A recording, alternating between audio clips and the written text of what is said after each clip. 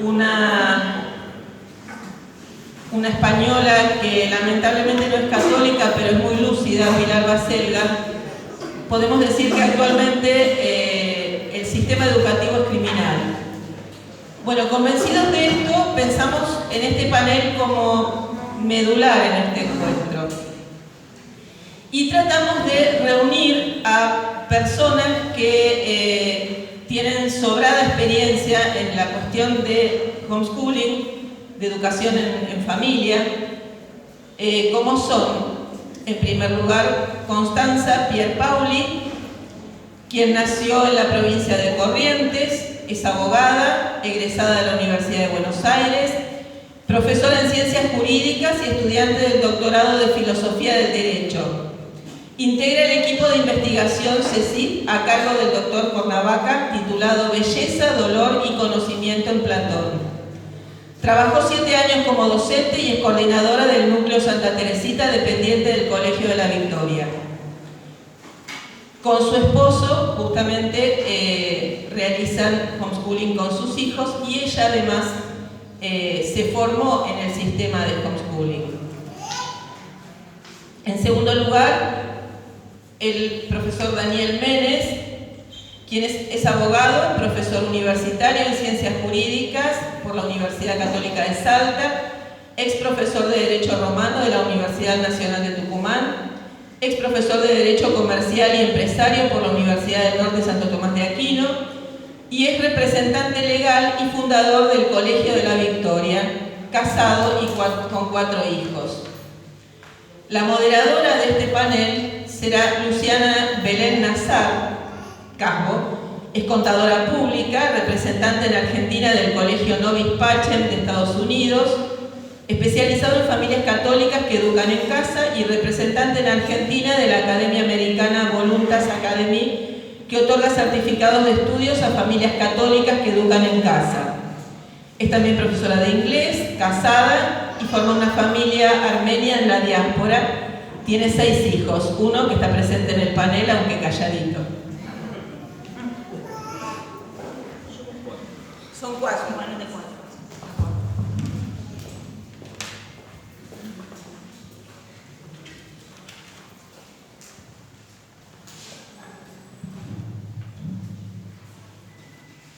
Bueno, muchas gracias a todos por la atención y por la paciencia que van a tener que tenernos en estos momentos previos a la hora de ir a cenar, de almorzar, perdón. Queremos, antes de comenzar con el tema, dar un pantallazo general de una situación actual de la crisis educativa argentina, la cual creo que todos nosotros, con sus más y sus menos, las conocemos.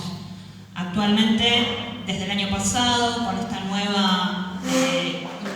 este nuevo impulso que toma la ESI, la educación sexual en los colegios, y ese impulso de adoctrinar más fuertemente a nuestros niños, nos ha despertado a las familias católicas esa necesidad y esa urgencia de decir y de plantearnos si la escuela argentina hoy es el camino correcto, el lugar indicado en el cual nosotros pudimos depositar nuestra confianza y tercerizar la educación de nuestros hijos.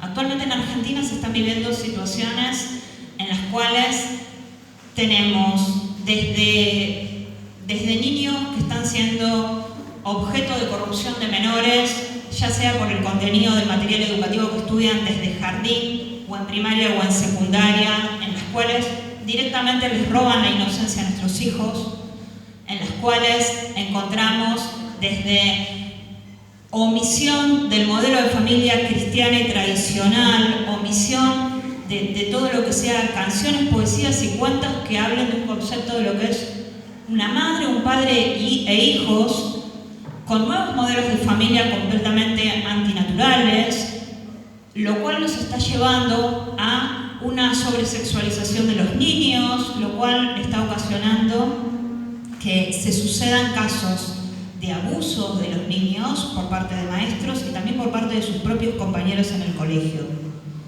Esto es una situación que la vemos de manera pareja en todas las provincias, sin distinción, desde colegios de elevada cuota a colegios económicos, desde colegios privados a colegios caros. Y lamentablemente, y con mucho pesar, tenemos que decir que nuestros colegios católicos no escapan a esta realidad. Lamentablemente tenemos que decir que tenemos colegios católicos donde de católicos les queda el nombre y donde estas situaciones se dan. ¿Por qué?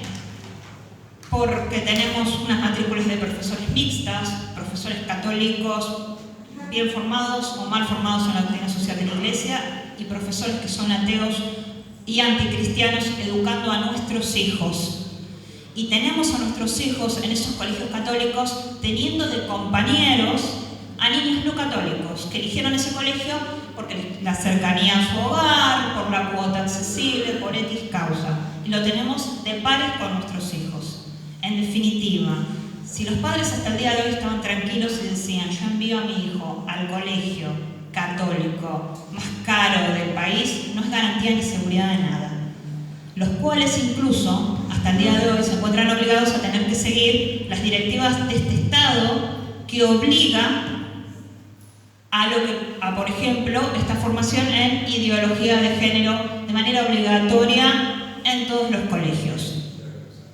Merece la aclaración de que nosotros no conocemos que existen colegios católicos presenciales, ¿sí?, los cuales son honrosas excepciones, pero hoy por hoy son las menos. Y nosotros no estamos en condiciones de que toda la matrícula de niños católicos argentinos asistan a esos colegios. En razón de eso es que se convocó a este panel para que nosotros podamos hablarles a ustedes de lo que es la educación en el hogar. El término en inglés es homeschooling, pero para españolizarlo, castellanizarlo, lo vamos a hablar como educación en el hogar. Tenemos esta necesidad de que ya es momento de que tenemos que no permitir más que el enemigo esté criando a nuestros hijos. ¿Qué es la educación en casa? La educación en casa, para comenzar a hablar del tema, quien nunca escuchó hablar de educación en casa, lo primero que piensa es decir, bueno, es dictar materias académicas en casa a los hijos. Es mucho más que eso. Eso es como un segundo plano, sobre todo para las familias católicas. Educar en casa a nuestros hijos es un estilo de vida católica que una familia decide adoptar, ¿sí? Porque va a afectar a toda la familia en completo. Exige un compromiso y una efectividad de la madre y del padre de pasar tiempo juntos. Exige un compromiso desde el poder recobrar nuestras raíces católicas, pudiendo desde tener tiempos de poder rezar las oraciones de la mañana, de poder bendecir ese desayuno y acto seguido poder leer el santo del día y poder comprender y dejar esa impronta de raíces católicas a nuestros hijos, las cuales un niño siendo enviado a la escuela no hay tiempo. Actualmente hoy tenemos una situación de niños que sus madres son meros choferes, tienen un trabajo administrativo, es decir, es el estilo de vida que nos ha impuesto esta sociedad pagana y anticristiana. Función, madre con 5 niños, que es mi caso particular, levantarme a las 7 de la mañana, colocar uniformes, vestir a mis hijos y llevarlos rápidamente a la institución escolar. ¿Dónde los tengo que dejar hoy? No solamente en horario reducido de 8 a 12, sino que cada vez se impone más la obligatoriedad de los 3 años y la doble escolarización, desde las 8 de la mañana a las 5 de la tarde. Esto prácticamente es un internado. Esto prácticamente es alejar a los hijos de la vida familiar. Esto prácticamente, y dicho en otras palabras, es que han logrado con la propaganda, que mencionaban en la conferencia, el efecto de la propaganda que se mencionaba en la conferencia de anoche, se ha logrado que hoy las madres católicas voluntariamente entreguen a sus hijos al Estado para que sean educados por ellos. Se ha normalizado la guardería de 45 días, sin llegar a cuestionársela ni a planteársela. Educar en casa, entonces, es formar niños católicos. Queremos formar niños católicos, queremos niños que para eso no sean niños que ya desde pequeños, desde los 3 años, sean criados como si fueran meras individualidades sin padres ni madres ni niños, a lo que nos lleva el estado actual de las cosas. Niños que desde las 8 a las 5 de la tarde están yendo a jardín, primaria, secundaria y luego se irán a vivir solos a los 16 años a estudiar en la universidad. Pensémoslo un momento, ¿qué ocurrirá? Esos niños cuando tengan, ya sean hombres y mujeres, 18 y 22 años, 18 años, 22 años, ¿querrán formar familias católicas? ¿Cuál va a haber sido su incentivo? Si ellos no vivieron en un modelo de familia católica, si no vivieron junto a su padre y su madre y pasaron tiempo con ellos, fomentando el vínculo entre hermanos, sí, y pudiendo decir, bien, yo quiero que me discierno mi vocación y con la gracia de Dios pueda formar una familia católica, a ejemplo de mis padres. La pregunta sería, ¿esto es nuevo? ¿Es nueva la educación en casa? Ahora, Connie nos va a hablar sobre ello y también sobre su experiencia personal, dado que Constanza ha sido educada en casa absolutamente durante toda su vida.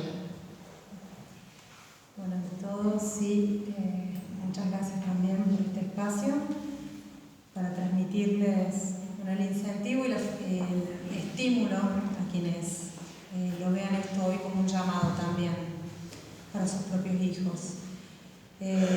Primero que nada, sí, un agradecimiento muy grande a lo que he mamado yo en mi propio hogar, en mi propia casa. Significó, como decía Luciana, sí, un cambio de vida para mis padres cuando vieron esto como una necesidad, hace ya más de 25 años, donde ya se empezaba a vislumbrar el cambio en el sistema educativo, profesores en ese momento con tendencias de izquierda muy marcada.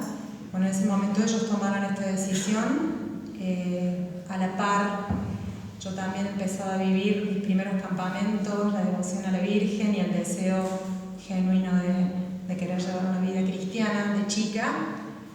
Y me he dado cuenta, chiquita también, que era un poco incompatible con la vida que me ofrecía el colegio con los compañeros normales, digamos. Así fue como empezamos a tener clases en casa con papá y mamá. Mamá tuvo que dejar de trabajar, dedicarse al hogar. Y bueno, para mí han sido los años más felices de mi infancia, de mi adolescencia, tenerlos a ellos, levantarme y encontrarme una frase en latín, en el pizarrón, o alguna palabrita en griego, y entonces esa era como la meditación del día. Tener la mamá explicándonos, poniéndose a estudiar ella los vectores de física para después explicárnoslo a nosotros. Años riquísimos, de los que estoy realmente muy, muy agradecida y que formaron en mí realmente una convicción. Sí, claramente un cambio de vida, un cambio de paradigma o posiblemente una recuperación de lo que ha sido la familia siempre.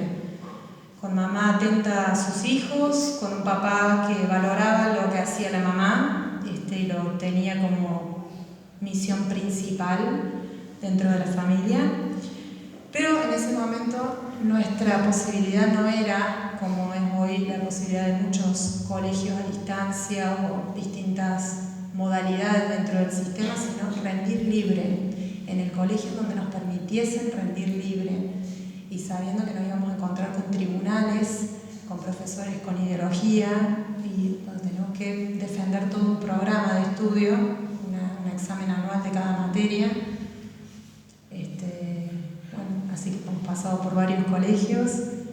De hecho, la última parte de mi secundaria ya fue en Brasil, por trabajo de mis padres.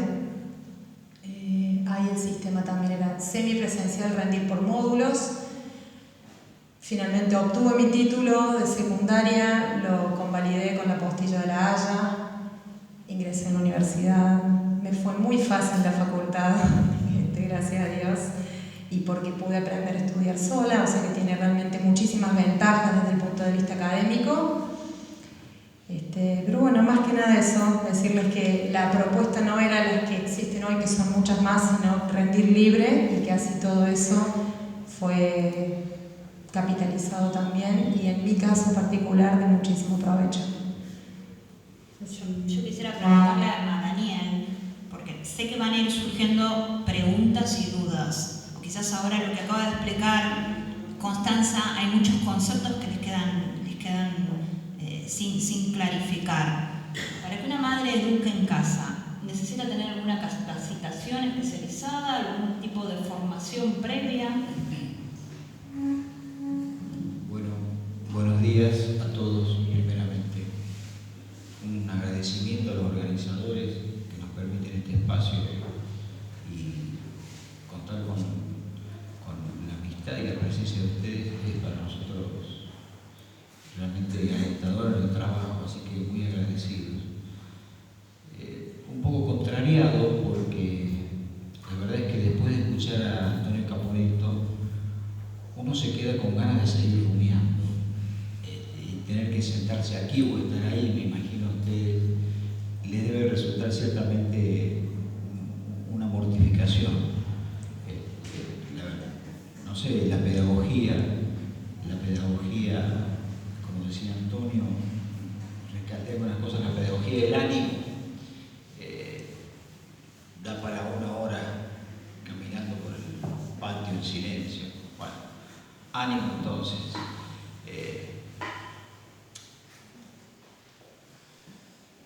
En primer lugar, otra aclaración. Yo soy uno de los fundadores del Colegio de la Victoria, no el único. Fuimos 8 personas y un grupo grande de padres y de docentes universitarios, primarios, quienes fundó el Colegio de la Victoria, justamente en el año 1999. Lo hicimos porque el problema que hoy se ve ya sangrando, en ese momento se apreciaba quizá debajo de la piel. Cuando participamos en el Congreso Pedagógico del año 86, 87, que dio como consecuencia la Ley Federal de Educación, ya estaba presente el problema. Por eso nosotros comenzamos en el año 99, hace 20 años. Alfonsín decía justamente, hay que sacar de la familia a los niños a la menor edad posible. Vamos a hacer obligatorio el jardín de 5, que en ese momento no era obligatorio, el jardín de 4, y vamos a establecer en la ley que a partir de los 45 días el niño queda sujeto al sistema educativo, porque en la familia es donde se cometen los mayores actos antidemocráticos. Y me vuelvo a las palabras de Antonio. Sí, justamente, la familia no es una institución democrática. Allí impera la autoridad paterna, la caridad. No se vota, se obedece y se ama. Bueno, pero claro, es bueno aclarar que en el Colegio de la Victoria, por una cuestión de principios, no nos gusta hablar de homeschooling. Nos resulta extraño. Y educación en el hogar es una expresión que para nosotros exige ciertas precisiones. Porque la educación en la casa es inmemorial. La escuela normal en nuestro país existe, ustedes saben desde cuándo. La escuela normal, desde Sarmiento. La escuela normal es la escuela que conocemos ahora. Diríamos que la educación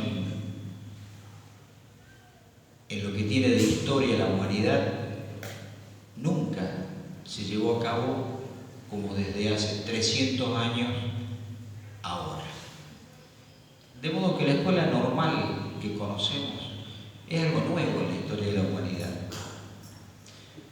Ahora, eso significa que para recuperar la tradición, el clasicismo, los buenos hábitos, debamos imaginar un escenario de homeschooling, es decir, de educación sistemática en la casa, en un escenario en donde se encuentra el padre, la madre y los hijos como completa, algún ayudante obviamente, completa secuencia de toda la instancia educativa. No.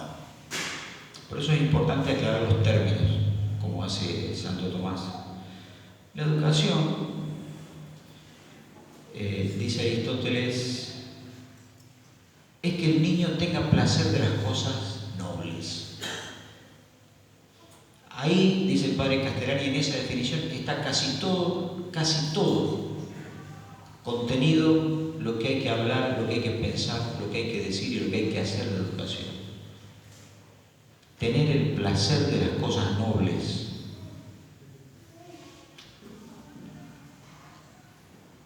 Si nosotros a esas palabras de Aristóteles las cristianizamos, diríamos que la educación requiere, siempre lo decimos, las 4D. El discípulo, lógico, el alumno. El doctor, es decir, el maestro. La disciplina, es decir, la doctrina. Y Dios. Que se dan en mayor o menor medida esas 4D, pero que son presupuestos necesarios. Y la familia puede dar un puntapié inicial, pero se queda corta cuando quiere alcanzar la potencia plena de estas 4D. Porque no todos los padres son los mejores doctores, porque no conocen todas las doctrinas y porque lógicamente Dios, es decir, la vida de la gracia, es decir, la pertenencia a la iglesia, no la puede dar la familia. Dios mismo creó una sociedad para la salvación. Entonces, nos gusta más hablar de restauración de la escuela católica, que es distinto que la escuela normal y que nos diferencia también de ese escenario. Y por eso hago la aclaración del homeschooling, porque existe una vertiente muy liberal, nacida en la cuna del protestantismo, que justamente considera al individuo un macrocosmos, como decía Luciana, que considera que más allá de la familia, la sociedad perjudica al individuo, cosa que hoy aparentemente encontraría una cierta justificación. Pero lo cierto es que Dios también creó la sociedad y las instancias a partir de las cuales la familia sale al mundo externo, a la familia, a alcanzar los bienes que le permitirán la planificación de sus potencias. A la patria terrena, que le puede otorgar bienes a la familia muy superiores a los que ella misma puede proveer, y a la patria eterna, a la iglesia, en donde necesariamente la familia tiene que recurrir para obtener la vida de la gracia. Nos gusta entonces hablar de restauración de la escuela católica, porque la escuela es una institución de orden natural. La escuela, no hoy vemos como escuela, lo que hoy conserva solo el nombre de escuela, porque allí no existen ni doctores, ni discípulos, ni doctrinas, ni Dios. Es indudable que nosotros la primera responsabilidad, la más grande responsabilidad, dice Pío XI en Divinius Maestri, es justamente la de cumplir acabadamente como padres insustituiblemente el derecho y el deber de educar a nuestros hijos, sea en la escuela, como se llama hoy a eso, que se llama escuela hoy, sea a la escuela de Aristóteles o sea a la casa. Y porque además la familia necesita en su misma misión educadora recrear ambientes donde sus hijos proyecten su sociabilidad, proyecten sus lazos de caridad, proyecten sus lazos de amistad. Entonces, preferimos hablar de restauración de la escuela católica. Bueno, con esto me quería presentar simplemente y hacer una aclaración a lo que decía Luciano. ¿Puede una madre educar a sus hijos en casa? Sí, claro que puede. Nosotros tenemos un poco de experiencia en eso y una madre con una escuela secundaria de buena voluntad, nosotros en el caso nuestro, en el caso del Colegio de la Victoria, editamos todos los materiales secuencialmente y demás con los recursos pedagógicos y didácticos necesarios, apoyado en esos materiales. Una madre en el proceso de lectoescritura, por ejemplo, es decir, el primer ciclo, los primeros 3-4 años, no solo puede, sino que es más eficaz que una maestra. La maestra es ineficaz, no, de ninguna manera, es uno de los artífices,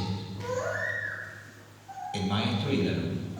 Pero una madre, en el proceso de lectoescritura, por ejemplo, es decir, enseñarle a leer y a escribir a sus hijos, puede perfectamente. En esa época en donde el alumno, en cuanto tal, es un poco más díscolo porque está aprendiendo primeros hábitos intelectuales, la caridad y la firmeza de una madre es más eficaz que la de una maestra, sí puede. A partir de allí, por supuesto, cuando se complejizan los saberes, hay que ver si un padre puede o no puede. Con seguridad, siempre la asociación de padres, es decir, 3 familias, 4, 5, una escuela, es lo óptimo, obviamente.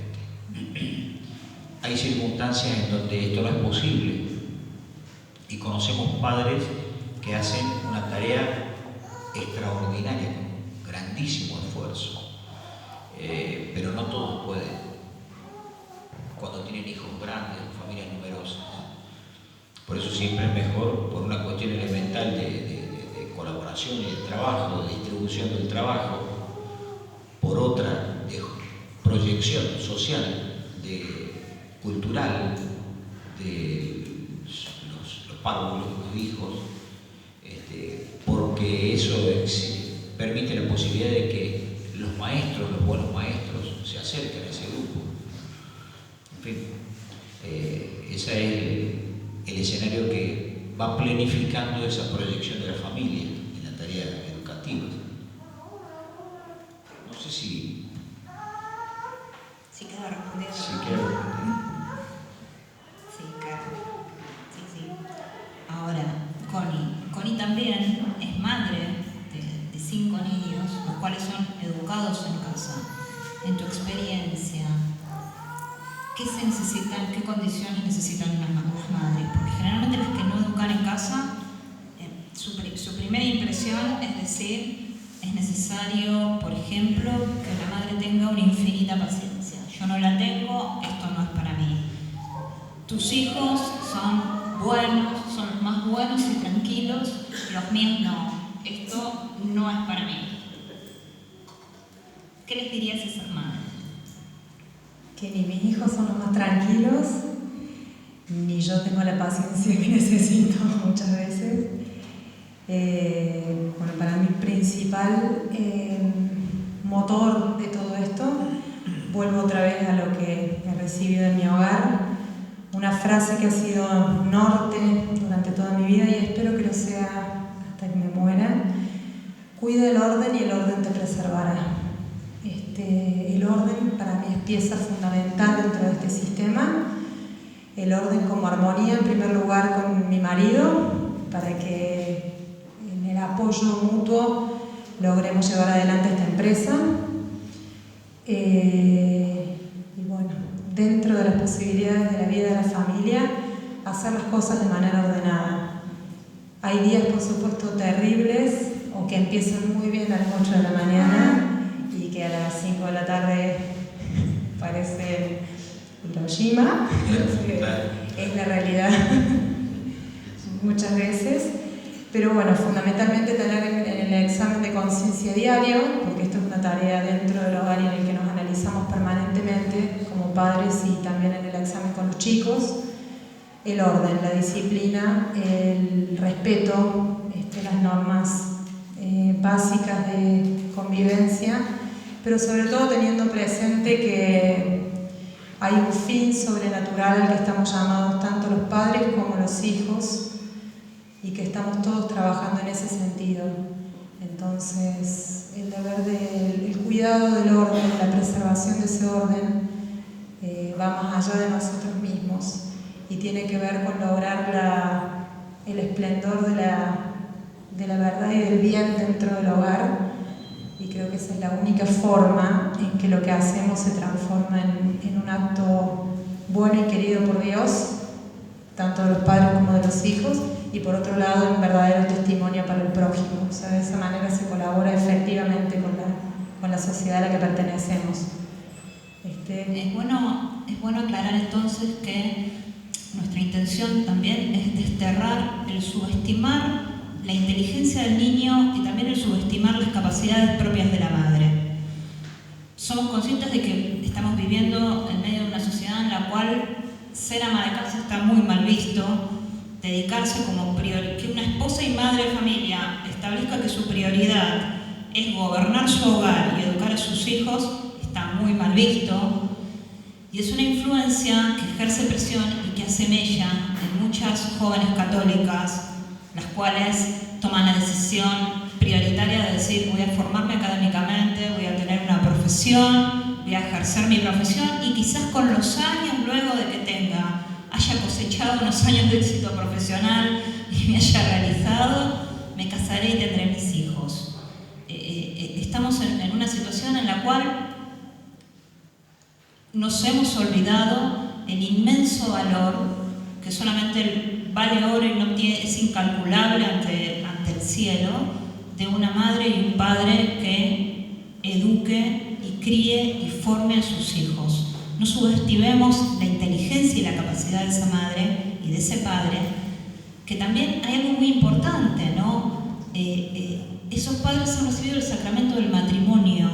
Recordemos que es un sacramento, recordemos que ellos pueden recurrir a esa fuente de gracias que ha sido ese sacramento y acudir a esas gracias sacramentales en los momentos difíciles que tengan que afrontar en su vocación como padres y como madres, que implica esta decisión de formar a sus hijos no solo espiritualmente, sino también académicamente, integralmente, como lo mencionaba Daniel, ya sea recibiendo ayuda externa, que es muy plausible.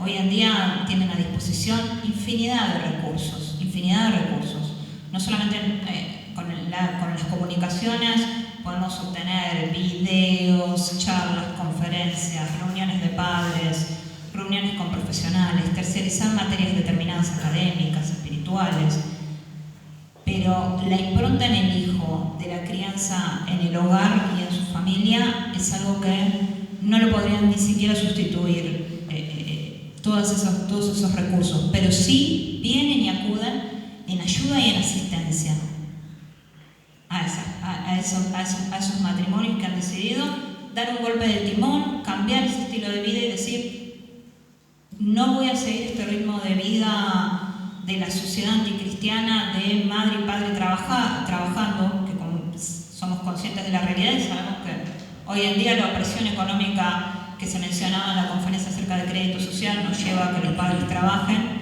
y los niños tengan que ser asignados a una escuela más como guardería que como escuela en la cual puedan formarse en las virtudes y conocer a fondo lo que es nuestra fe católica.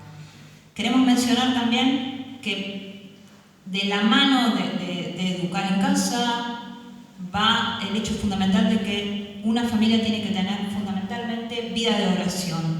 Como lo mencionaba Antonio en las conferencias, uno tiene que tener vida contemplativa que sea el apoyo y el sostén para esta vida activa, para esta trinchera de decir, tomo las riendas de la educación de mis hijos y las llevo adelante. ¿Qué recomendaciones podríamos dar a las familias, Daniel, acerca de esta vida contemplativa que se debe de llevar y sostener en este hogar? Bueno, me he metido en un brete porque no soy un experto en la vida contemplativa, pero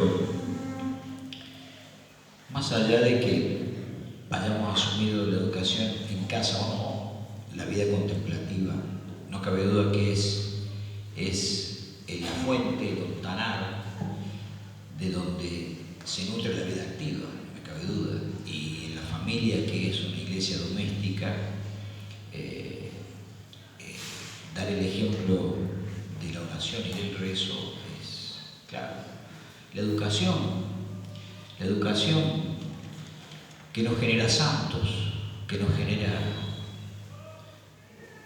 guerreros, héroes, que nos genera sabios, que nos genera poetas, que nos genera jefes, es una educación raquítica.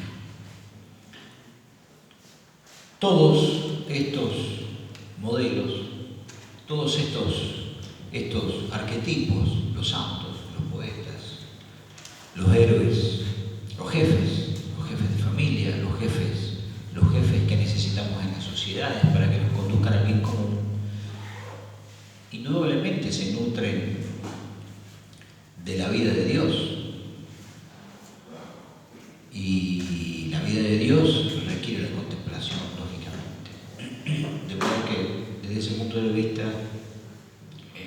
es casi una perogrullada decir que la vida contemplativa, que anima la vida activa, que la supone, y que además marca la medida de la vida activa. La cristiandad se fundó a partir de San Benito, imaginen. De modo que poco me queda por decir. Llevado al ámbito propio de la educación, yo digo,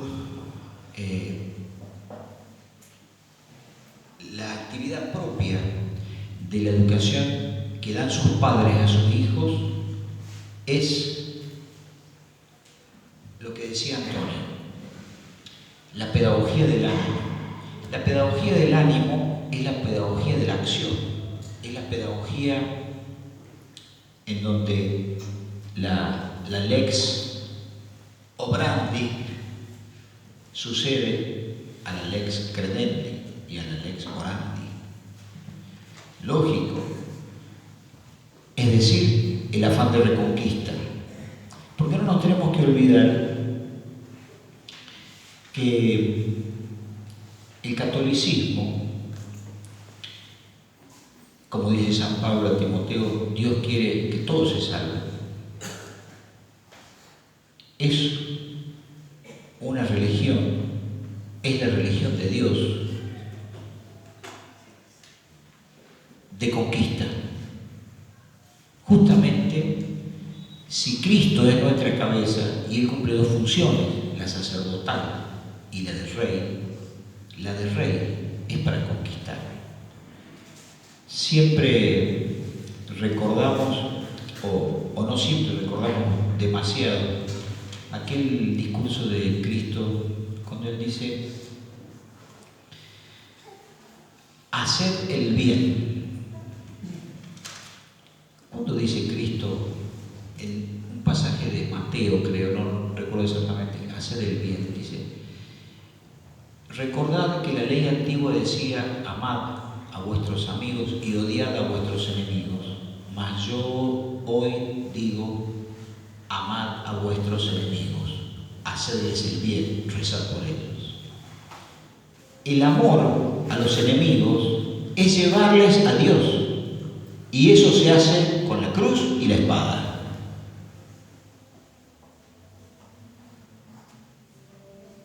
Una familia que educa bien a sus hijos hace nacer en ellos la sed de la conquista. ¿O ustedes olvidan de dónde trajo su tío a Santa Teresa y a su hermano? Se iban a conquistar moros.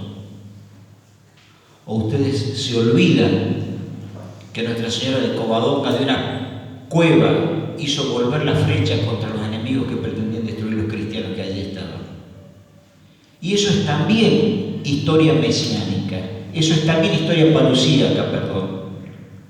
Eso es también historia después de cerrada la revelación.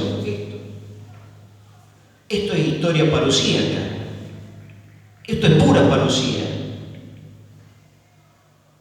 Los tercios españoles y Juana de Arco son también parte del apocalipsis de nuestro tiempo, porque hay dos tiempos: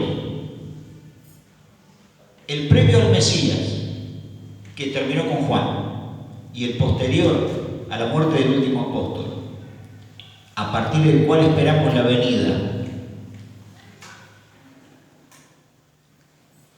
Esta imagen, ¿con qué tiempo la identifica? No nos confundamos.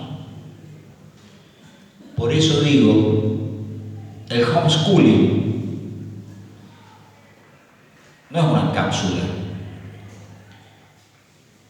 El homeschooling solo plantea el primer indicio para que nuestros hijos se preserven, a partir del cual debemos generar escuelas, universidades, sindicatos.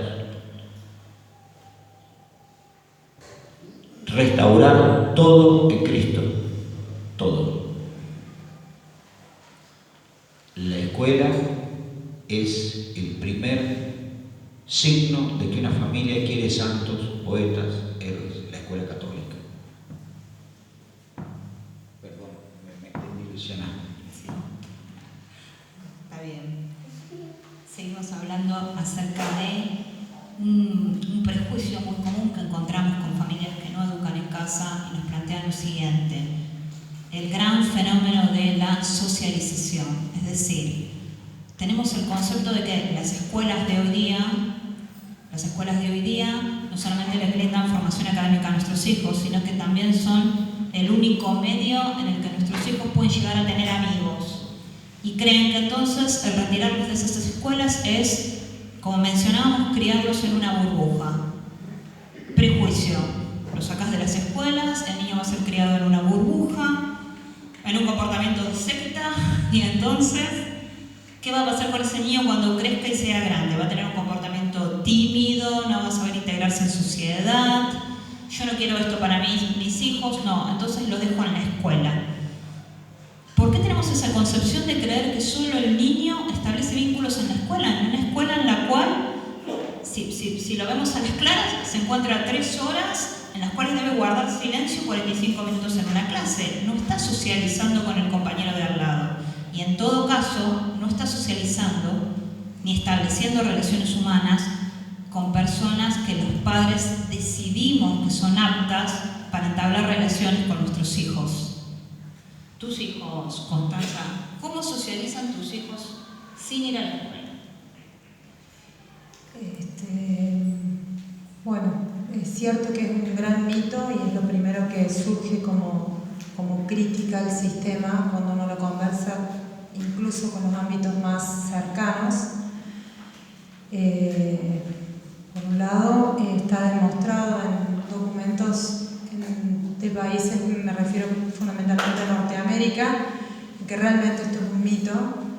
Hay estadísticas que muestran que comparaciones entre chicos que se han educado en el hogar y chicos que van normalmente a la escuela, y uno puede ver connotaciones de tipo de masificación en chicos que van a la escuela, chicos que no saben comportarse o tratar, por ejemplo, con un adulto, y chicos que se han educado en el hogar pero que han logrado comprender que en la sociedad existe una jerarquía, que el papá y mamá son papá y mamá y no mi amigo o mi hermano, que al prójimo lo debo tratar con respeto y con amor. Entonces pienso que las pautas de sociabilización se aprenden justamente en el hogar,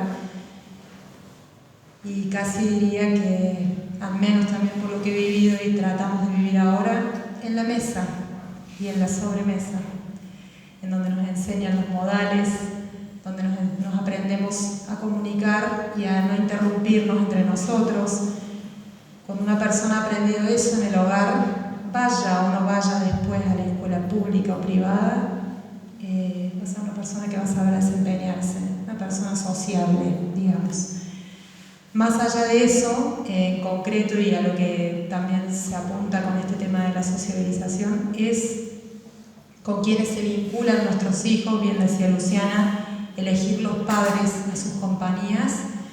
Cuando uno asume como papá el deber y el derecho que tiene frente a Dios de la educación de sus hijos, y lo vive con una convicción plena de que un día va a tener que dar cuenta sobre eso, se pone la mochila que hoy quiere ponerse el Estado en lugar nuestro, y asume que, bueno, que el sábado y el domingo probablemente no son para estar descansando solamente en familia, sino que a lo mejor es la instancia en que papá está un poquito más liberado del trabajo y me puede llevar a la casa de alguna familia que comparta los mismos valores que nosotros. Digo valores, Caponete me va a decir algo, virtudes, que compartan los mismos fines que nosotros. Y bueno, es asumir que nosotros tenemos que ser proactivos también como padres en generar esos espacios.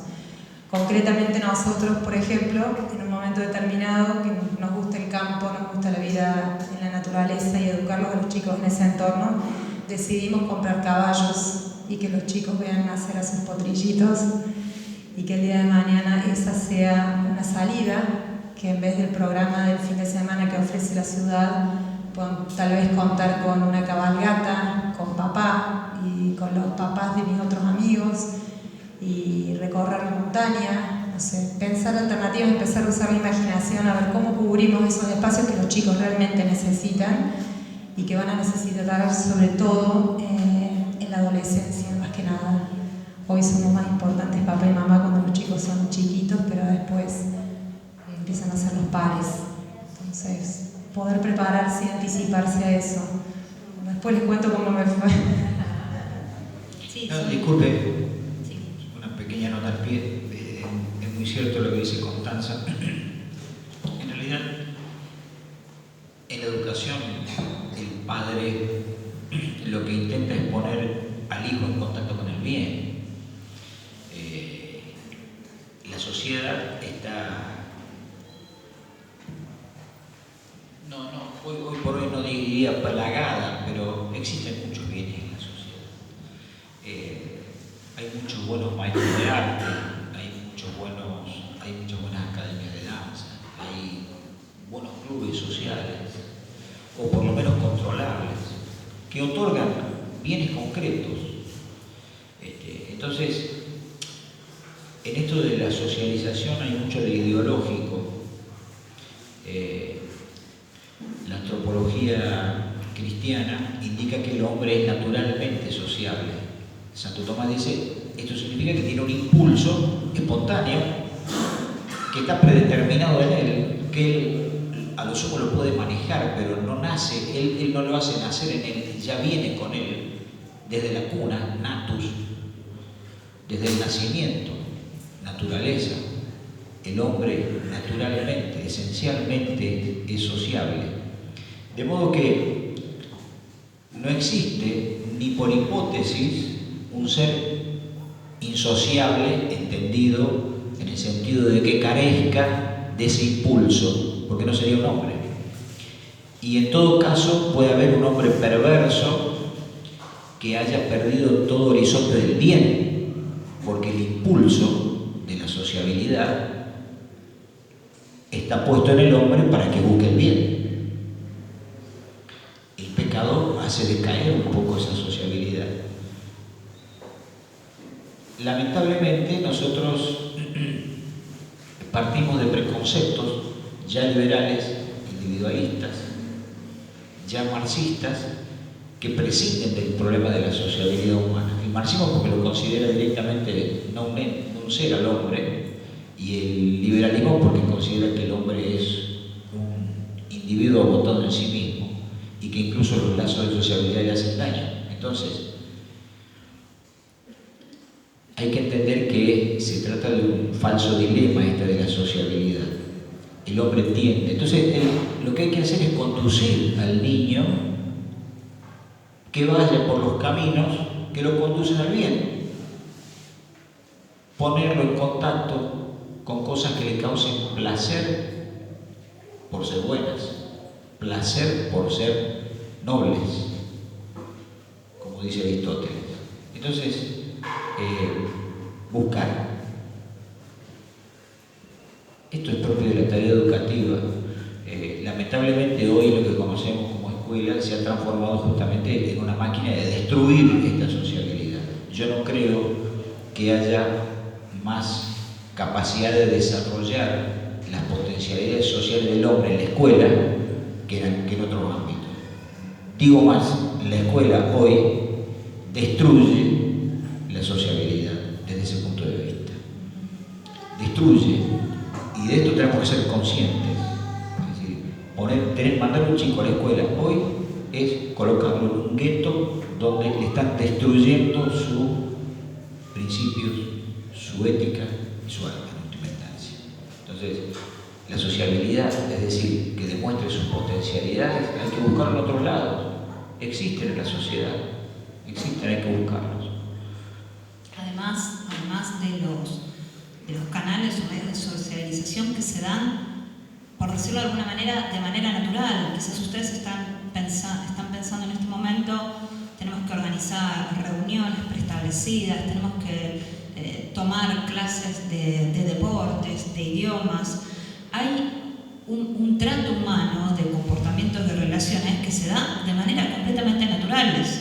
Mis 5 hijos, porque estoy embarazada del 6º, han sido siempre educados en casa.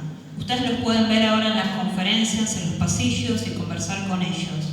¿Cómo socializan mis hijos?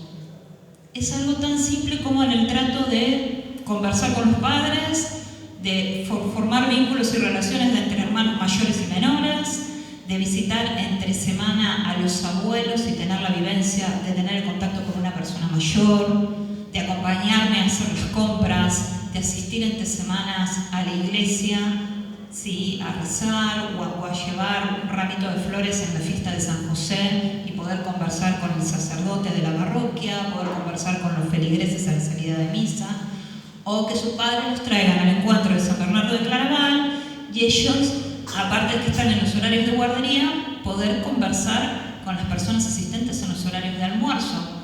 En todos esos momentos el niño se encuentra socializando con personas de distinta edad, de distinta cultura, que influyen y son un aporte a su forma de comportamiento, y él aprende a cómo desenvolverse en distintas instancias, sin necesidad de que nosotros pensemos entonces que la única opción principal es Un niño de 7 años debe pasar de lunes a viernes 8 horas en un aula con otros niños de 7 años.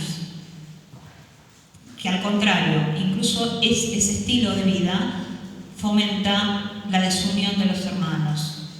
Un caso que para nosotros es muy común, es el caso de las familias que son familias numerosas, tienen de 6 a 8 niños, los niños asisten a escuelas, al tener distintas edades se les asignan naturalmente distintas aulas, en las cuales conviven con otros niños de sus edades, de lunes a viernes, 8 horas, cada niño hermano entre sí, en aulas diferentes. Ahora, ¿qué ocurre? ¿En qué momento esos niños generan un vínculo propio familiar? Si ya desde el jardín de los 3 años los estamos criando con sus propios grupos de grupitos de a 40.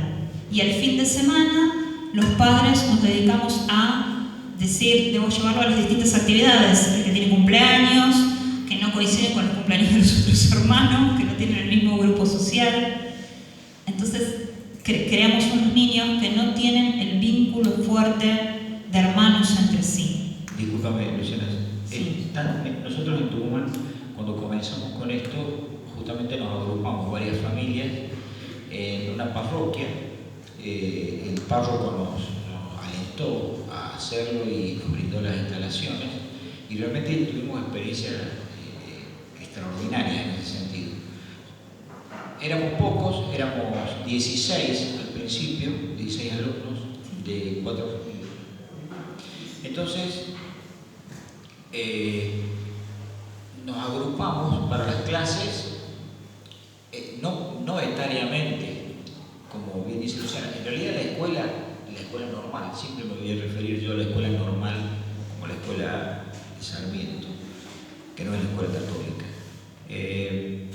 Es el único caso en la sociedad donde se separa a las personas etariamente, los de 15, los de 14, los de 13, en realidad, siendo que el principio tendría que ser separar pedagógicamente, al efecto en tanto y en cuanto, como dice San Ignacio, se pueda producir el hecho educativo.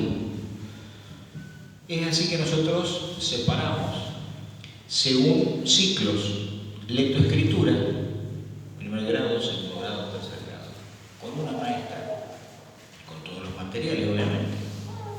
Segundo ciclo, es decir, atendiendo más a un criterio pedagógico y finalístico. Estamos hablando ya de la educación sistemática, que creemos que es lo óptimo. Y se daban cosas increíbles como el mantenimiento de la disciplina, que convivieran hermanos, que esa diferencia de edad generara una sana jerarquía, porque el más chico aprende a leer mucho más, el que va a primer grado, mucho más que de la maestra del que va a segundo y a tercero. Y el que va a tercero advierte sus propios errores escuchando el de segundo o el de primero. Cuando esto se le suma, que son pocos, 6, 7, el ámbito es óptimo. Es decir, nosotros pudimos experimentar, gracias a Dios, el orden natural en el ámbito de la educación. No lo conocíamos, porque esto fue una reacción frente a la revolución cultural, en donde decidimos, en primer lugar, que no estamos dispuestos a traer a nuestros hijos a ella, y después veíamos cómo íbamos a hacer. Y a partir de ahí, esa asociación de familias y de maestros nos permitió disfrutar de esto, y creo que ahí recreamos el ambiente de una sana escuela católica. Sí, claro. Cabe la mención de que quizás nosotros hasta ahora nos hemos referido solo a educación en casa, y uno cree que no hay distintas opciones o maneras de llevarlos a cabo más allá de padres, niños, hogar, y se terminó ahí el concepto de educación en casa. Hay muchísimas experiencias en distintos países, y que también está creciendo aquí en la Argentina, de distintos modos, apelando a la creatividad de los padres, de agrupación o de reunión, de brindarse ayuda mutua y asistencia. Por mencionar algunas. Hay padres de familia que toman la decisión que si bien ellos, apoyados por colegios en los cuales deciden inscribirlos y asistirlos, estos colegios les brindan a ellos planes de estudios, contenidos y el material bibliográfico que estos padres enseñan a sus hijos en casa, ¿sí? Más allá de eso, toman la decisión de decir, nos agrupamos 4 familias, nos agrupamos 3 familias que vivimos cerca y nos reunimos de lunes a jueves, cada uno estudia sus materias en su casa y el viernes nos reunimos para materias en común. ¿Dónde puede ser perfectamente la parroquia que les quede más cerca, en las cuales el sacerdote les preste el lugar, o bien la casa de alguno de ellos? Hay grupos familiares, hay grupos de padres que se asocian de esta manera y, por ejemplo, rotan el lugar. Es decir, los viernes y vamos rotando en la casa de cada uno. Es decir, no, de esta manera cubren que ellos, las madres, por ejemplo, logran lo que se llama el apoyo logístico, el soporte, la socialización y el impulso que necesitan entre ellas. Y el descanso. El descanso. Los niños, nosotros ya tenemos niños jugando entre sí y estableciendo relaciones entre sus padres, pero nosotros sabemos quiénes son esos niños, no los que nos tocó de casualidad en primero A en la escuela que nos quedó más cerca a nuestro domicilio. También se da el caso, como acaba de mencionar Daniel, de padres que toman esta decisión, la terciarizan, es decir, decimos contratamos profesores aptos para que vengan y dicten clases a los niños de estas 4 familias. ¿Por qué?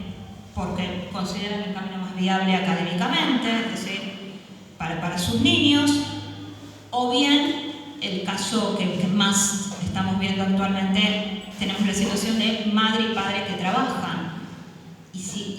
Y entonces en esa situación, ¿qué pasa? ¿No puedo educar en casa? ¿Esto no es lo mío? ¿Mis hijos deben seguir en escuela? No.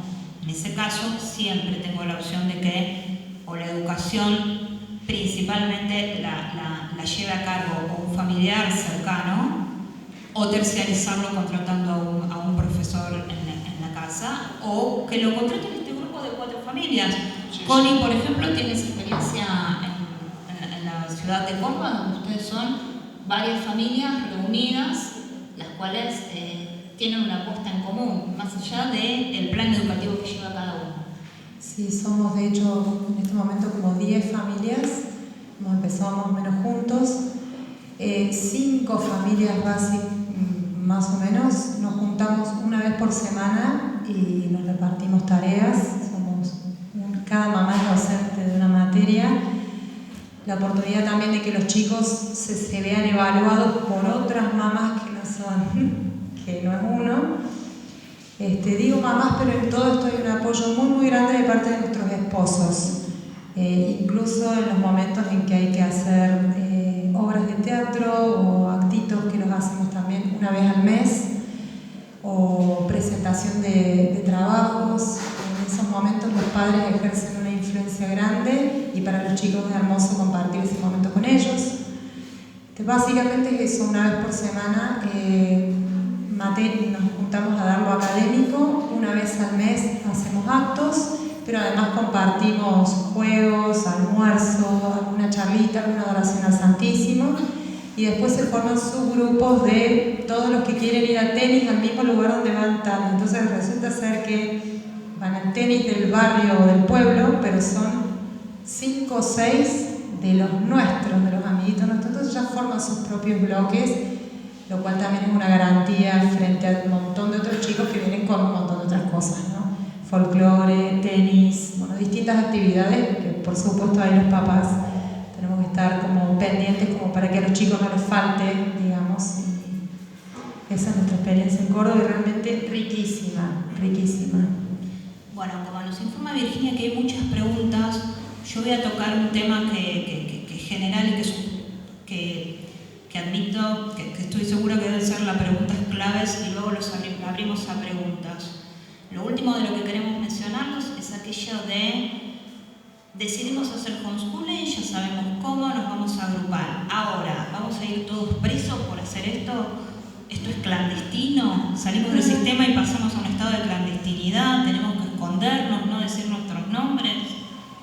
¿Nos pueden quitar los hijos por esto? Son preguntas comunes que nosotros sabemos que, miedos comunes que los padres puedan tener en el momento de decir, dejo de lado, tomo la decisión y dejo de lado la escuela argentina.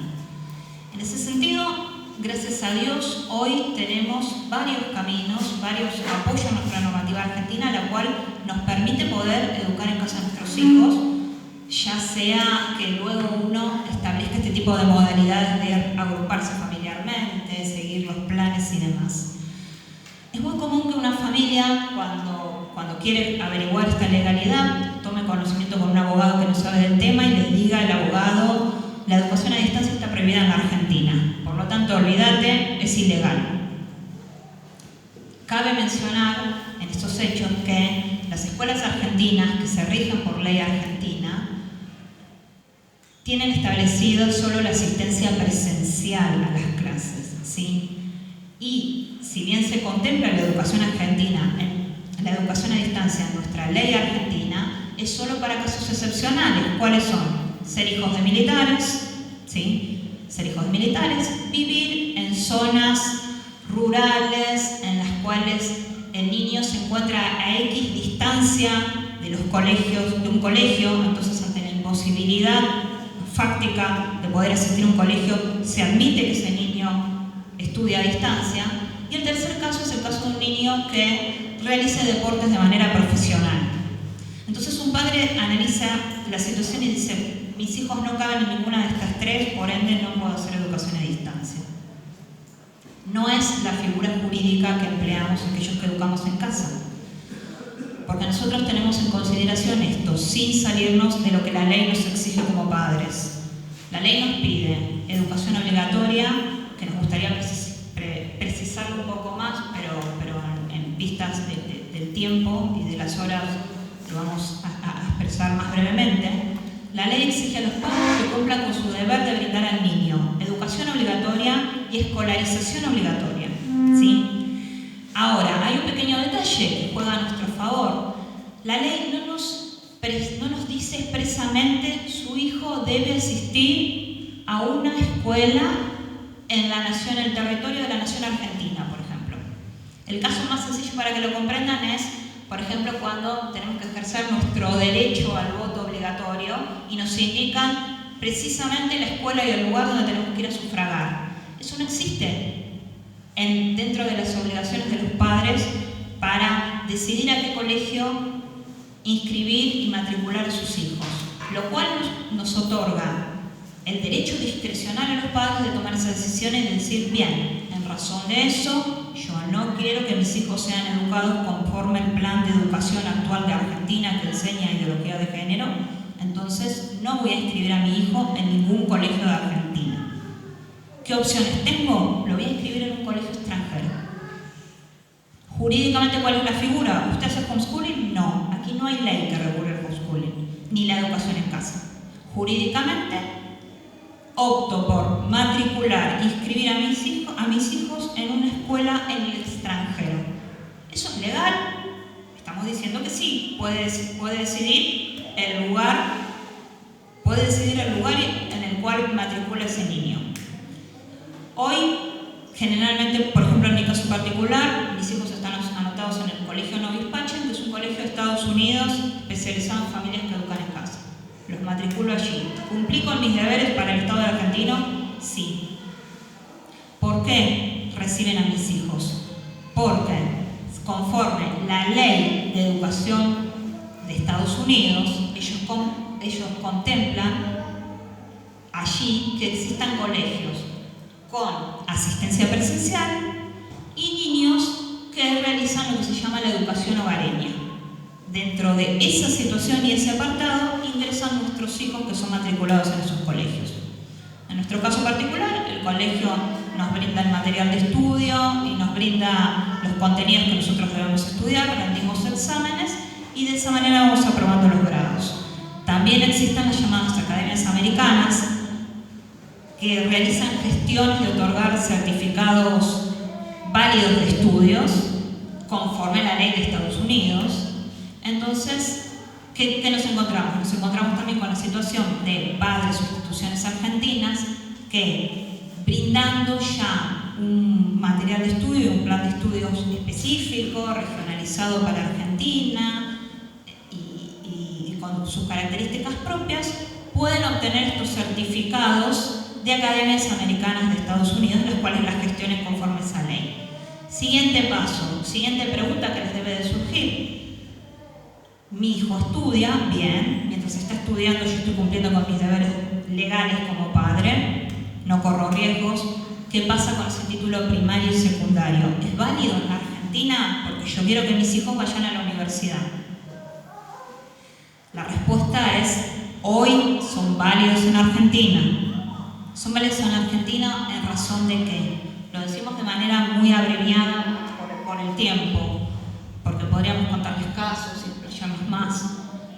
En razón del tiempo, yo creo que es importante que ustedes sepan que conforme a normativa argentina, los hijos de argentinos que obtengan certificados emitidos por colegios, instituciones extranjeras, esos certificados de instituciones extranjeras, dice la normativa argentina, gozarán de plena validez en territorio nacional sin necesidad de rendir reválida alguna.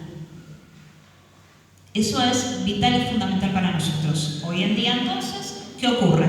Un niño termina su secundaria de esta manera, obtiene su título secundario y solo lo que debe hacer son meros trámites. Ustedes los conocerán con grandes nombres, como decir apostilla de la Haya. ¿Qué es? Es un nombre complicado y no lo entendemos. Ese título secundario emitido por un colegio de Estados Unidos, así como me lo entregan, es válido ¿dónde? Dentro del territorio de Estados Unidos. Yo como logro que ese título tenga validez internacional, lo saco del territorio de Estados Unidos y lo llevo a otro lado, por ejemplo a Argentina.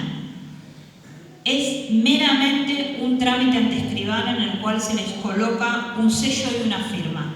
A eso es a lo que nosotros, lo que se conoce como apostilla de la Haya. Podríamos mencionar más, es un acuerdo internacional que abarca varios países, los cuales le otorgan la validez internacional a estos estudios. ¿Sí?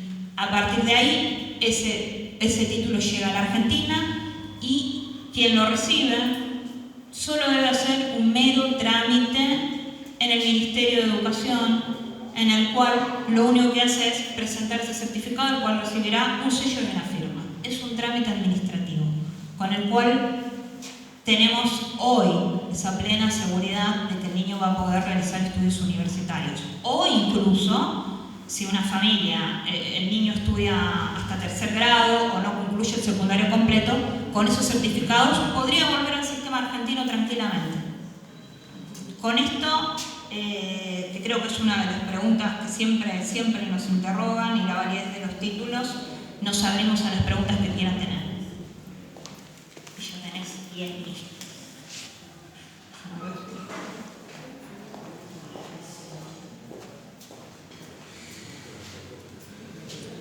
Esta pregunta apunta a qué sugieren para los chicos más grandes en el secundario. ¿Es posible empezar con educación en el hogar en estos casos? Es una pregunta en la cual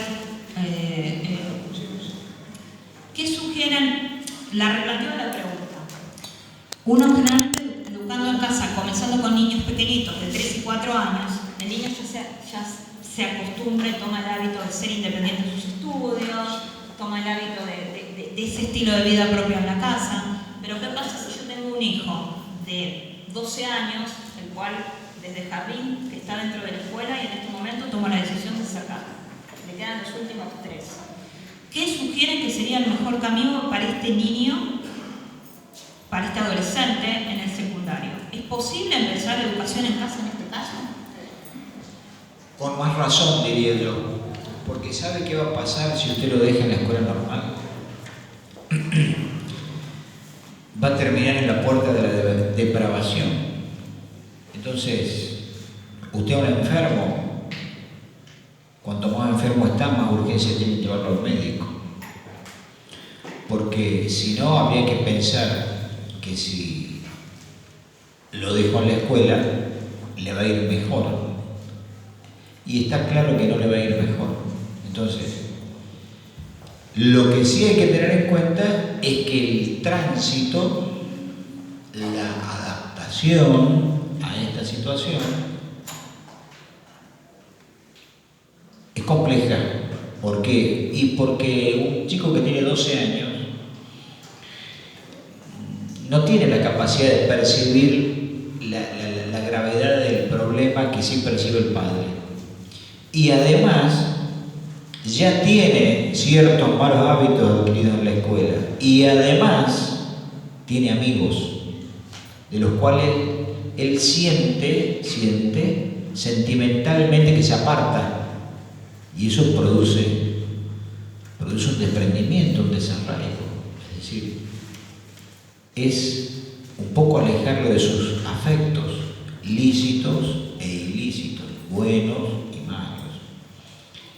Exige un acto de autoridad que no se exige cuando el niño tiene 5 años o 6, obviamente. En esto está la prudencia. Los argentinos es una de las virtudes de que adolecemos, damos muestras día a día, en la política especialmente. El padre tiene que cambiar el temporal, pero lo que respecto a mi convicción es, a cualquier edad es bueno sacar a un niño del sistema escolar argentino, a cualquier edad del sistema formal. Cuanto antes, mejor. Es traumático y capaz que sí. Nosotros hemos tenido padres que 3, 4 hermanos, el mayor abanderado. Para Constanza, ¿cómo fue tu experiencia de bachillerato, los 2 últimos años antes de entrar en la universidad? ¿Con qué fuentes estudiabas? Era un bachillerato en Brasil. El material me lo daban directamente en el colegio, pero siempre fuimos en casa muy independientes con el material de estudio. En casa había como materias fundamentales que se daban, que tenían que ver más que nada con la formación moral, justamente atendiendo al fin principal en la formación nuestra. Y todos estos eran apuntes que facilitaba el colegio, al que nosotros íbamos a cada tanto a rendir módulos de materias básicamente química, física, matemática, lo que fuese. Si había algunas cuestiones controvertidas, como siempre hay en los materiales, incluso en las escuelas católicas, nadie está exento de encontrarse tanto en tanto con materiales que tienen que ser revisados. Eso pasaba por la supervisión de nuestros padres, y a nosotros siempre nos inculcaron en ese sentido, y que probablemente responda también a alguna inquietud por ahí, a nunca mentir, no usar doble discurso, lo que el profesor quiere que le diga para poder aprobar la materia. En casa siempre el consejo fue decir la verdad tal cual es y con firmeza, y diciendo la verdad te va a ir bien. Como que el mensaje tiene que ser siempre de la verdad, y eso forma para la vida después. Puntualmente ante determinados temas medio controvertidos era: la nueva tendencia de la sociedad es que tal cosa, la ley de educación sexual dice tal cosa, fulano de tal piensa que tal otra. Siempre en un papel neutro, transmitiendo lo que supuestamente me dice el apunte, pero no haciéndome cargo yo como persona de estar avalando eso que estoy diciendo. O sea, ese fue un consejo a mi criterio muy muy sano. No sé si respondo a la pregunta de en cuanto a los materiales, a lo que uno recibía, pero sí me parece valioso a la hora de presentarse uno frente a personas que me van a evaluar, pero que probablemente no compartan con nosotros el mismo ideal de formación católica. Para Daniel, usted criticó la escuela de los últimos 300 años. Es la educación revolucionaria enciclopédica. ¿Usted reivindica un enciclopedismo católico como modelo educativo? De ninguna manera.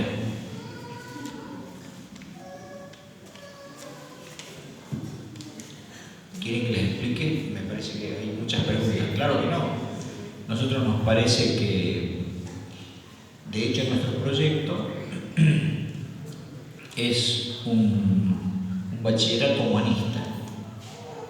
Después podemos hablar de los detalles, pero claro que no hay enciclopedismo que sea católico, eso es antipedagógico. Y yo no critico la escuela de los últimos 300 años solamente porque sea enciclopédica, sino porque es anticristiana, fundamentalmente. Hicieron mucho énfasis en juntarse con otras familias que compartan virtudes. ¿Qué hacer con una familia que está aislada, que no tenga ninguna familia que comparta virtudes cerca de ellos? También probablemente un consejo tomado de sacerdotes y probablemente también de mis propios padres. Esto de la educación en casa como una salvaguarda para nuestros hijos y como un deber moral implica una respuesta a un llamado, es un fiat que uno hace a Dios. Y desde el momento en el que es Dios quien lo pide, o su orden el que lo pide, la propuesta es hacerlo.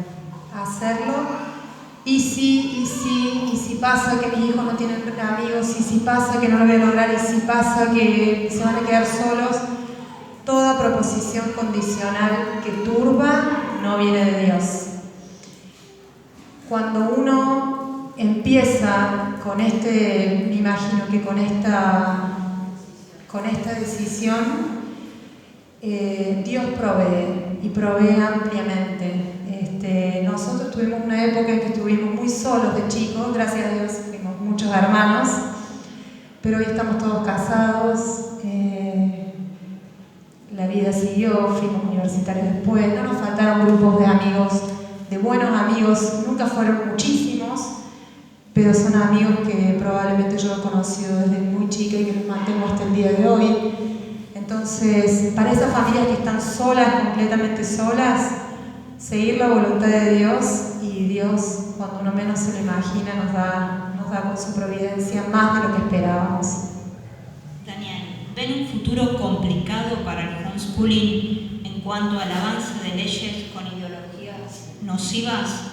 ¿Hay países que prohíban el homeschooling? Sí, Alemania. Bueno, Argentina, en el artículo 119 de la Ley de Educación Nacional dice la educación a distancia no dice está prohibida, dice es para mayores de 18 años. La verdad es que, analizado todo este proceso histórico que nos toca vivir, apocalíptico, como dice, de resistencia, tenemos que ser conscientes que estamos ante un enemigo que nos conoce y que nos combate, que conoce nuestras armas, no conoce la eficacia de nuestras mejores armas, pero conoce nuestras armas.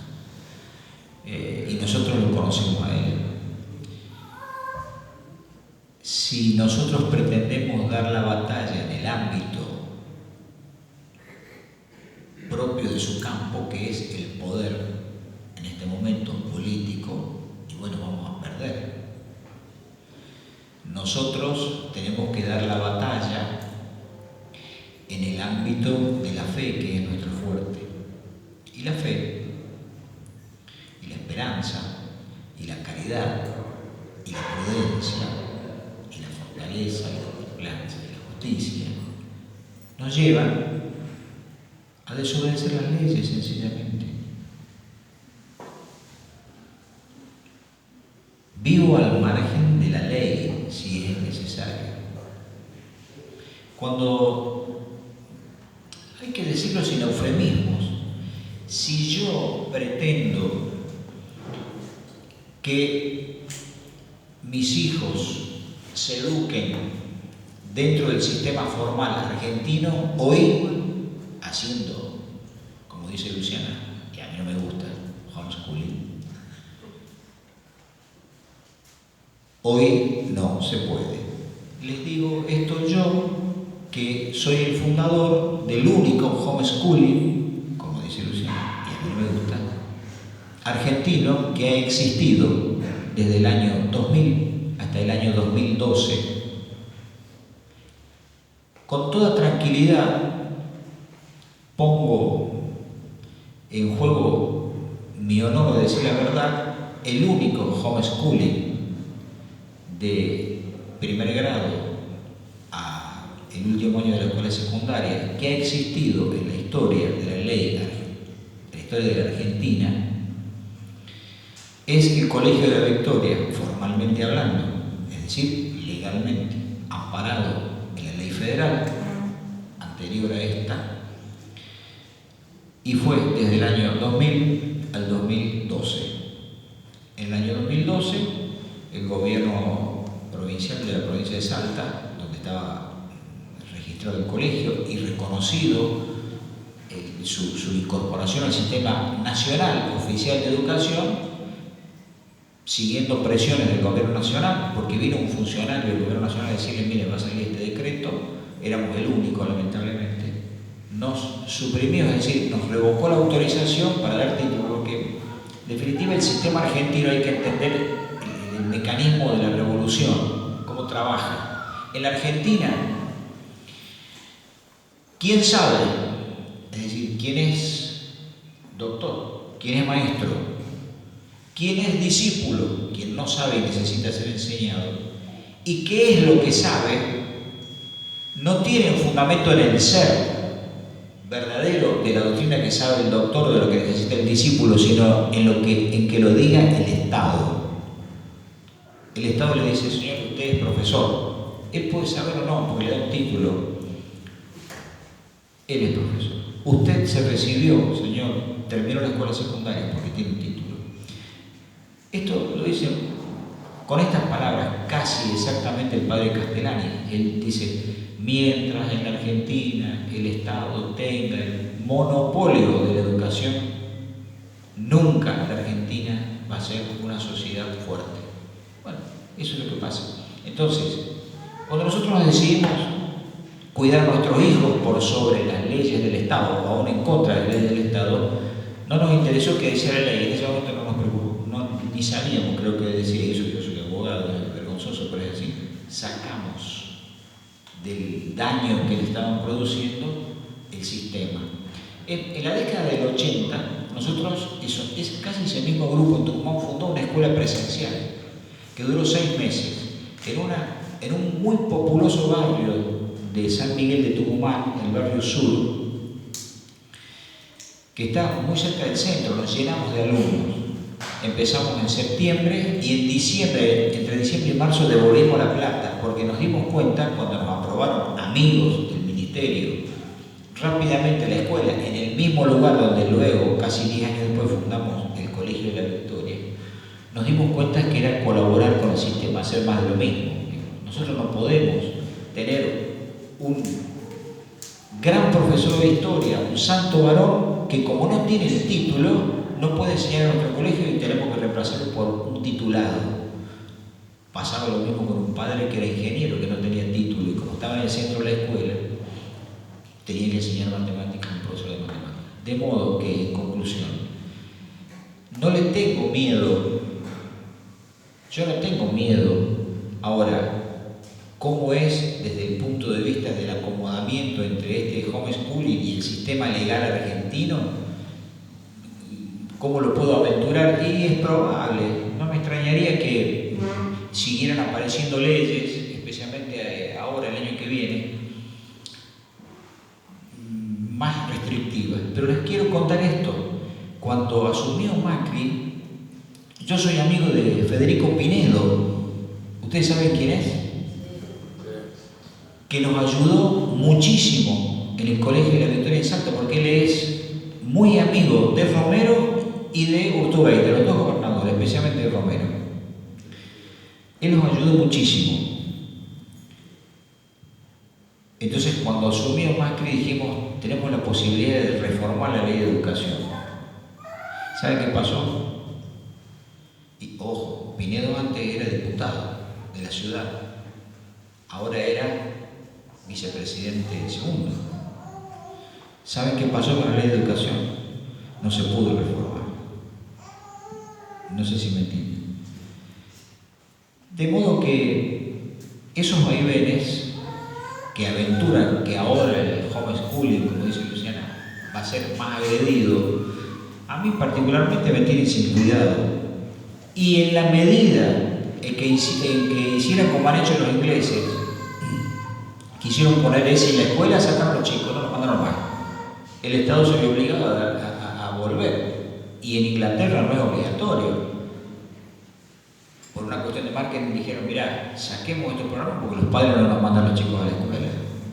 Y hay que tener ese valor, hay que tener esa prudencia, hay que entender que la educación es la prolongación de la vida de la casa. Y si no se dan esos presupuestos, a donde están los chicos, más allá de lo que digan las leyes, están de más.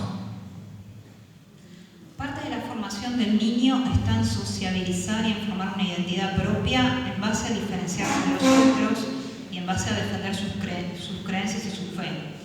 ¿Cómo se va a enfrentar este niño a su futuro trabajo en sociedad cuando no está acostumbrado a defender sus principios frente a personas que piensan distinto a él? En este tema creo yo que es importante diferenciar la edad del niño de la cual estamos hablando. Es cierto que muchos padres presentan esta objeción de decir: dejo a mis hijos dentro del sistema escolar argentino porque necesito que generen anticuerpos conviviendo con personas que son completamente anticristianas.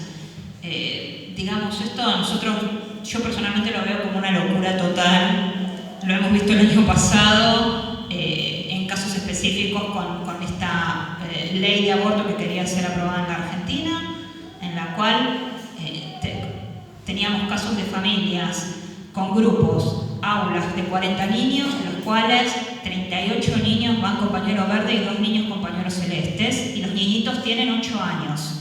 Y estos padres nos dicen que su hijo de 8 años de alguna manera está haciendo patria y dando buen ejemplo, y que defiende los principios pro vida o el respeto a la vida, teniendo que enfrentarse diariamente con los demás 38 que le hacen la vida imposible. En este caso, es como entregar al niño a la jaula de los leones. Uno tiene que saber diferenciar la edad madurativa del niño para que sea el momento apropiado en el cual esa persona se tenga que enfrentar con aquellos que piensan distinto que él, con aquellos que van a atacar su fe y la van a cuestionar. Pero si el niño no tiene bases sólidas de formación católica, no tiene un sólido catecismo católico, y está expuesto a la influencia de maestros y de padres completamente anticatólicos, y lo más posible es que lo ganen para la causa, más con estas 8 o 10 horas de convivencia. Sepamos diferenciar la edad madurativa que tiene que tener este niño. Y a su vez, pensemos, los niños educados en casa, que se les brinda estas bases católicas y esta formación para que el día de mañana las puedan defender, para que el día de mañana, cuando falten sus padres, ellos puedan decir: yo tengo perfectamente claro por qué vale la pena vivir y por qué vale la pena morir. Estos niños no los tenemos encerrados en una burbuja, no hay prohibición de salida del hogar. Educar en casa no es restricción domiciliaria. Los niños, de todas maneras, suben a un colectivo y lamentablemente ven la realidad de tener que presenciar espectáculos antinaturales. De todas maneras, un niño educado en casa ve en las plazas homosexuales besándose, lamentablemente, y uno como padres les va. Pero ¿cuál es la diferencia en esto? Que el niño lo ve y recibe la explicación de sus padres, y recibe la contención de sus padres, y está recibiendo su catecismo católico de sus padres, y está sabiendo y está siendo formado en que las familias son padre, madre y hermanos, y lo que está viendo, sus padres se lo explicarán. El niño no está en restricción domiciliaria por ser educado en casa. El niño convive en esta sociedad y se está enfrentando todo el tiempo a estas personas que piensan distintos de él. Basta una fila de supermercados. Sí. Agregado eso, hay documentos también, papers de Estados Unidos, que demuestran que los chicos como dato positivo también de la educación dentro del hogar, que los chicos que se educan dentro de este sistema y con justamente la explicación de los padres a tiempo, en el momento oportuno también, adquieren mayor capacidad crítica frente a la realidad y juicio propio, contrario a lo que se da en el fenómeno escolar, que es el de la masificación.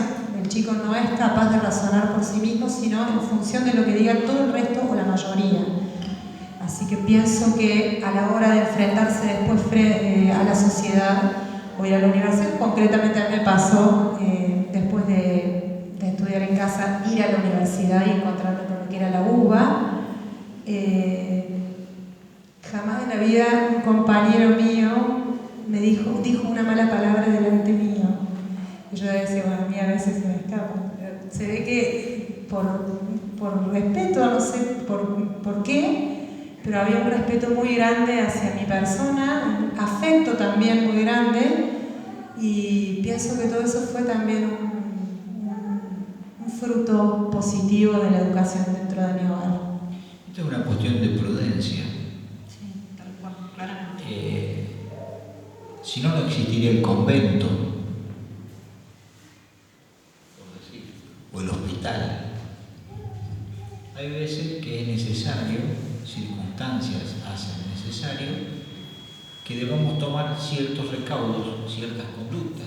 En un barrio que está lleno de delincuentes, es más fácil que los hijos de esa familia sean delincuentes que los que viven en un convento, porque la educación requiere un ambiente ordenado naturalmente.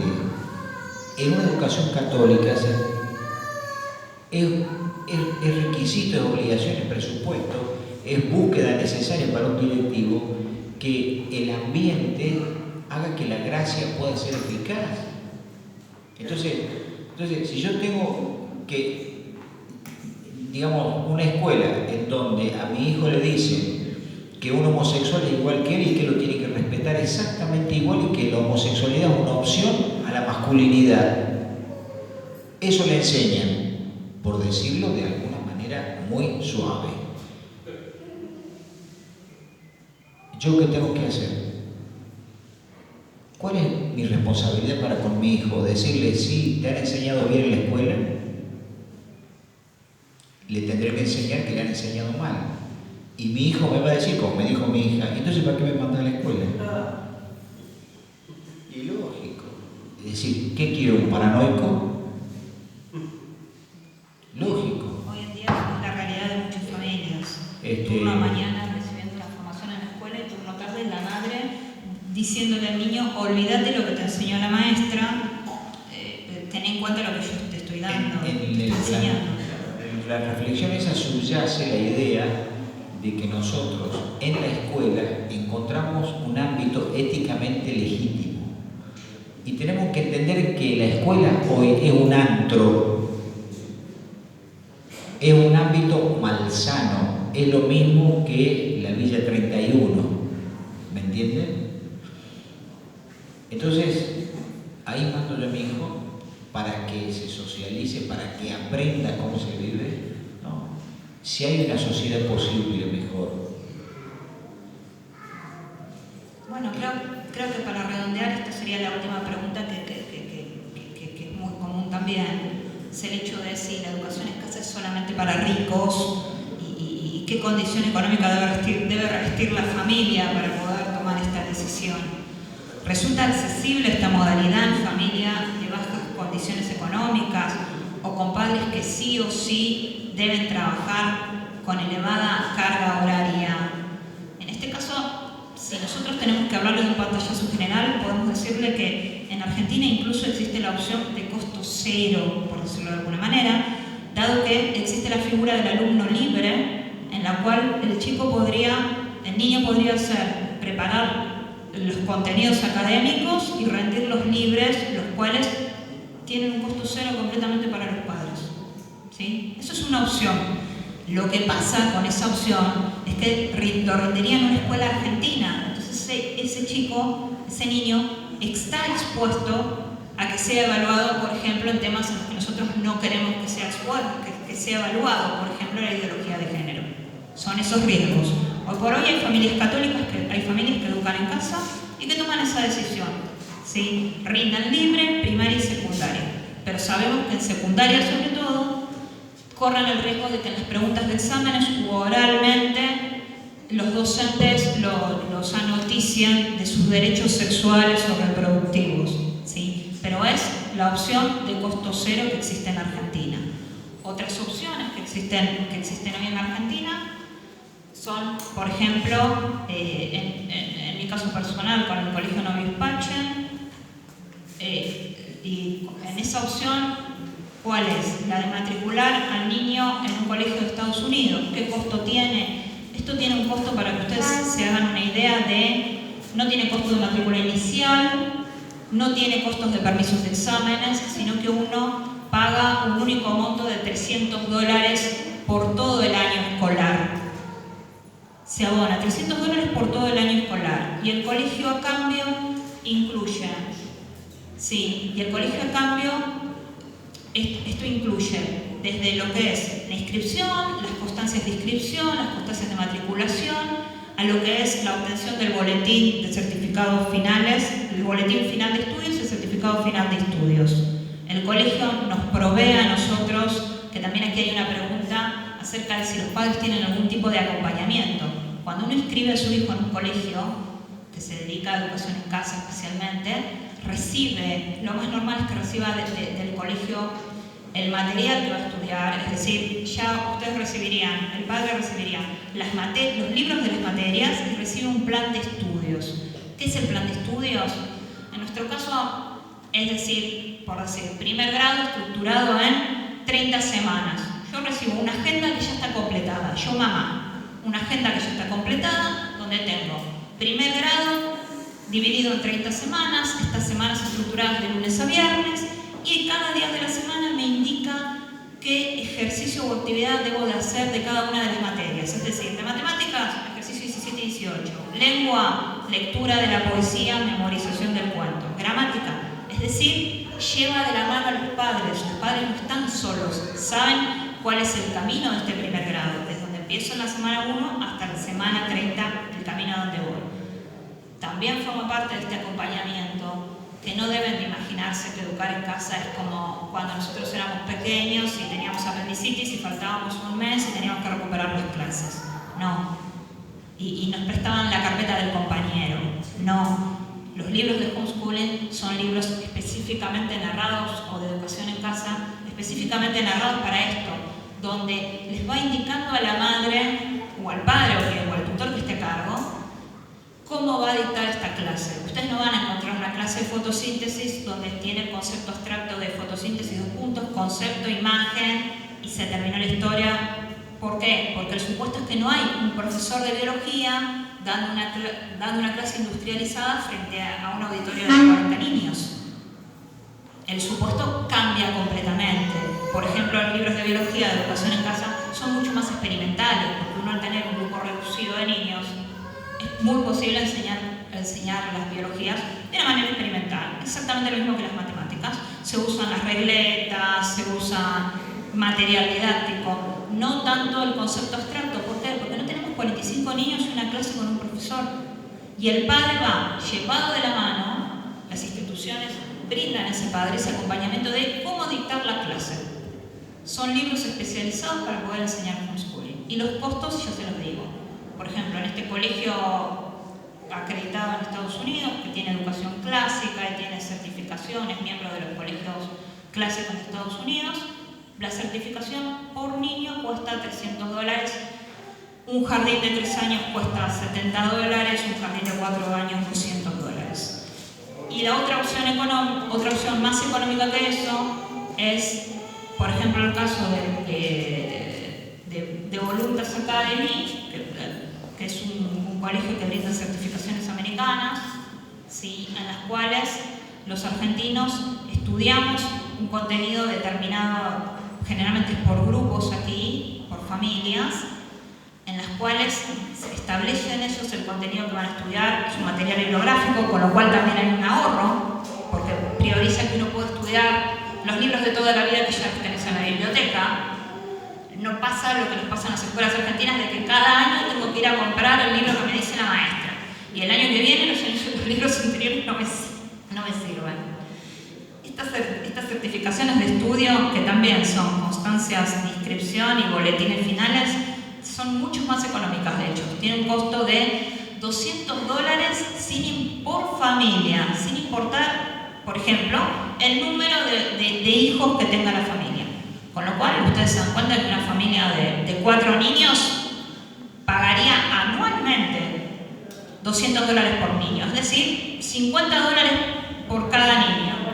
Por cada hijo, si tuviera 4 hijos, en el supuesto, ¿no? Familia numerosa, 4 hijos, $200, serían $50 anuales por niño. Si ustedes 6 por 5, 30, estamos hablando de nada. Estamos hablando de $300 de 300 pesos por todo el año. Por eso yo creo que también el colegio maneja sus costos, pero que deben oscilar en estos valores. Sí, el Colegio de la Victoria maneja los mismos costos, con la diferencia de que es todo argentino. Es decir, nosotros todos los materiales los hacemos, los editamos nosotros, los producimos nosotros, y además agregamos un seguimiento del proceso educativo. Es decir, contamos con un grupo de coordinadores por áreas que se encargan del seguimiento del proceso en compañía con el tutor presencial, que es el encargado pedagógico del alumno a distancia. Hacemos una evaluación y finalmente nos encargamos de promover la certificación del alumno. Pero los costos en general es el mismo costo que tiene una escuela privada media. Una escuela privada no esa superempresa, ni una escuela privada que sea parroquial, que tenga el subsidio, una escuela privada media. No es de las escuelas más caras ni de las más baratas. Porque el padre así reformula, hay varias cosas diferentes en materia de costos.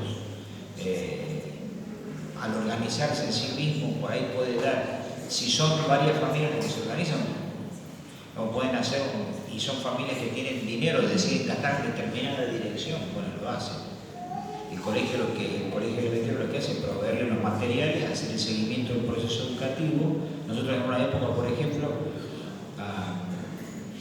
aquí, no me acuerdo cómo se llama la empresa, pero a Jorge O'Reilly, que es un amigo que tiene desarrollos inmobiliarios en country, le proveíamos el proceso educativo porque él organizaba escuelas dentro de los country.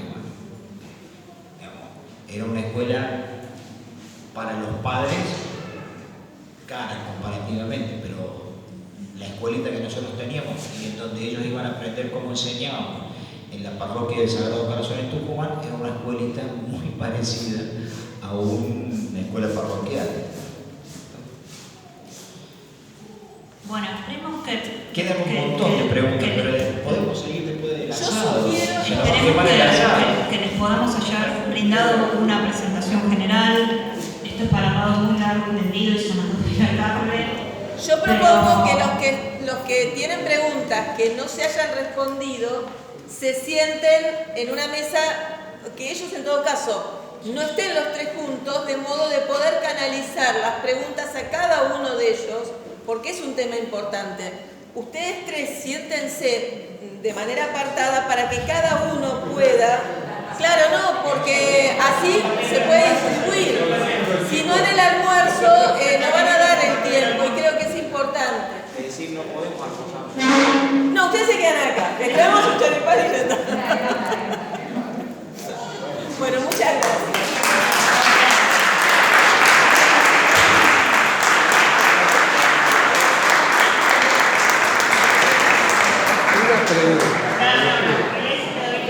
¿Me lo anotás? No. Parece que estoy cargando.